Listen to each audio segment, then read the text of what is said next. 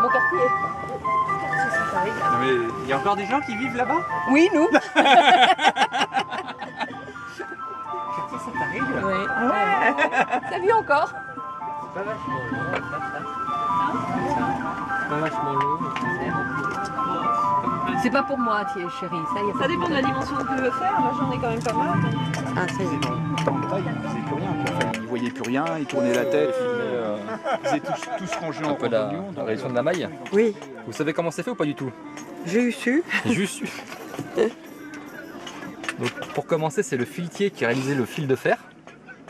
Fil de fer qui a été après travaillé par le haut-berger. L'auberger, pour le nom vient du qui fabrique le haubert. Le haubert, c'est un peu la côte de maille un peu standard du chevalier.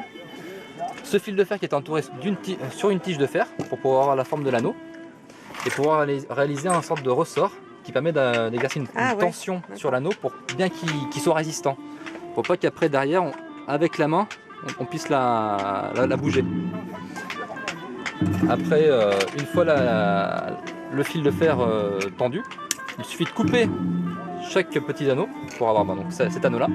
Et après on les assemble. Le motif qu'il faut un peu suivre de manière générale, cela, donc là on le voit bien, on met 4 mailles dans une. Et c'est ce même motif qu'on répète tout au long de la réalisation de la côte de maille. En effet, oui.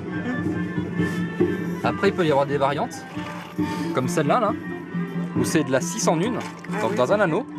On a 6 anneaux à chaque fois qui passent dans l'anneau. Donc ça fait une maille un peu plus dense, donc qui protège mieux, et aussi qui est beaucoup plus lourde. D'accord. Après, une côte de maille peut peser à peu près 8 kg, 8 à 15 kg, selon les dimensions. Une côte de maille, c'est quoi? Ce que je porte sur moi, en gros. Donc qui va de la manche, et normalement jusqu'en bas, là elle n'est pas encore finie celle-là.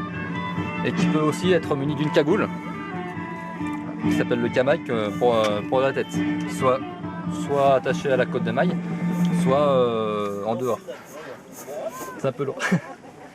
D'accord. Après on avait des mailles rondes, donc rondes par rapport à la forme. Et l'évolution de celle-là, c'est la maille plate, que l'on riftait sur avec un petit rivet. Donc l'avantage de cette maille, c'est qu'elle était plus légère que l'autre. Donc on pouvait mieux bouger. Ah oui, on voit qu'elle est plus légère. Vu qu'elle est moins dense, ouais. Elle est de ce plus légère.